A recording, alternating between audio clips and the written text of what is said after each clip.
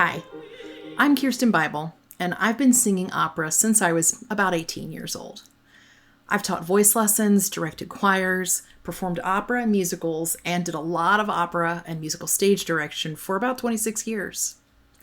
On March 19th of 2024, nearly 4 weeks ago, I underwent anterior cervical discectomy infusion at 3 levels, from C3 to C6. I made the decision to have the surgery through the front of my neck rather than the back for several reasons. The first reason is that I switched careers back in 2016 and completely retired from singing and teaching in 2021, so I was no longer concerned with losing my singing voice in quite the same way.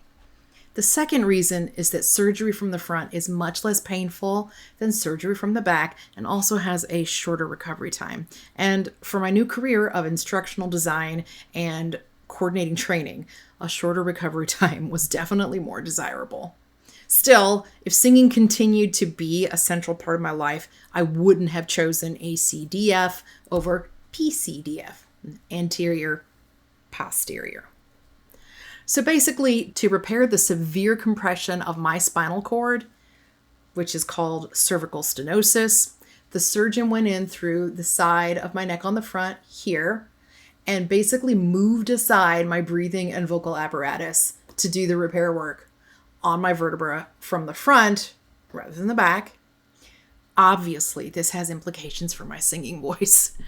It's going to be a long road to get back to where I was, and I hope that I'll be able to sing at the levels that I did previously. Now, I did tell the doctor that I was a retired opera singer, so he was on extra alert. I also told the anesthesiologist right before surgery, and he made sure to use a smaller intubation tube and extra lubricant, which I was appreciative of. So when I woke up, I was able to talk a little bit, and the doctor expressed that it was a good sign that all was well with my singing voice. Now, I went back for a follow-up 2 weeks later, and I saw the physician's assistant, and she was like, "Oh, well, clearly, your singing voice is fine." And I was like, actually, it's not. I have no high register right now. And she was like, "Oh, well, I mean, clearly she's not a vocal specialist." I am. I have a doctorate in vocal performance. I've worked with speech pathologists before. I've trained students in a lot of different vocal techniques, but I have confidence I'm going to get my total voice back. So, if you're watching this, it's because you're interested to find out how the surgery affects the vocal cords and the ability to sing. So you should know that there's significant risk. And I'm going to follow this journey over the next months or years to see where I end up. So before I start trying to figure out my new voice and sharing that with you, it makes sense to share my old voice.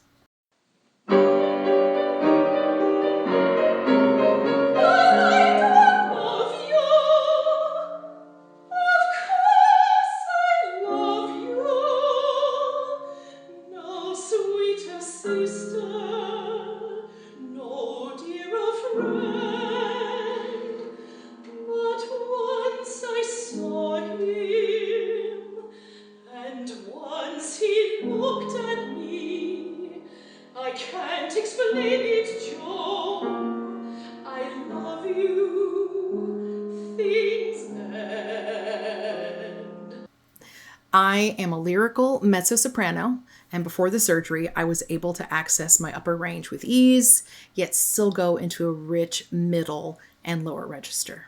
She loves her mother, loves her father, her sisters, of course, but what's her joy?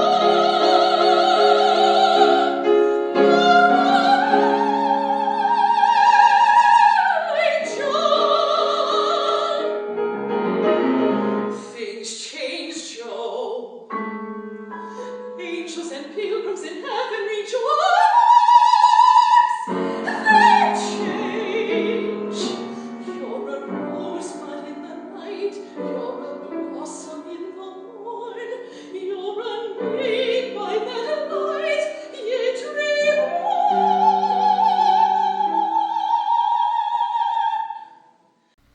Something else to consider is that I'm 52 years old and I've gone through surgical menopause. So that's a big change right there. So where am I right now? As of today, I no longer have a high register. My speaking voice has improved since surgery, but there's still a little hoarseness, especially if I talk too much. I can do some singing in a heady quality below the second line G, but I have a hard stop at that G. Let me demonstrate. Like, that's what I've got. I sound like Peter Brady going through the voice change. When it's time to change, then it's time to change. This is right where I would have started shifting gears to get into my upper register, like the exact spot. So I know that the muscles that would help me shift into my upper sort of mid-range into my upper range are frankly pissed off. And they just are not working yet. But because I can sing, so if I go into my lower register, like, ooh,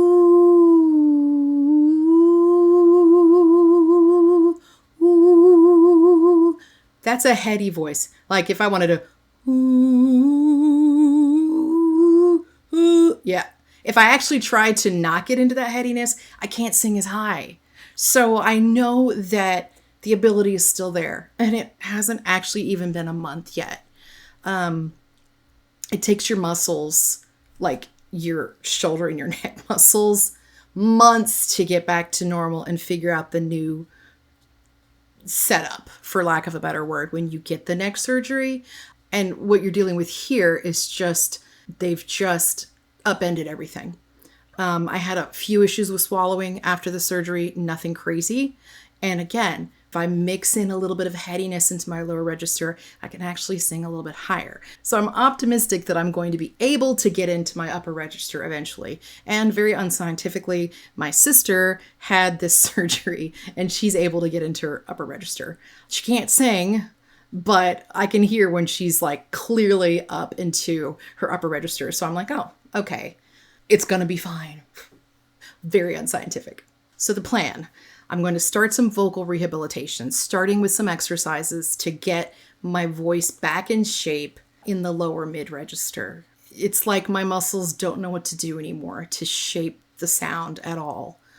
It's very odd because like my body knows what it's supposed to feel like and it knows what it's supposed to be doing and it's just not doing it. It's very bizarre. But as time goes by, I'm hopeful that I'm going to get back into vocal shape without harming myself. And I'm going to take you on this journey with me. The plan is to make a series of videos for however long it takes on my journey to get back my opera pipes. And I know some people are going to want to skip to the ending. So when everything is done, I will put together a short version with spoilers. Spoilers. So one last thing, this video is not about the reasons that I got the surgery in the first place, as far as pain or body dysfunction or whatever. It's going to be all about the singing. So thank you for watching, and I will see you soon. I'd appreciate some prayers and some good thoughts as I go through this. Thank you.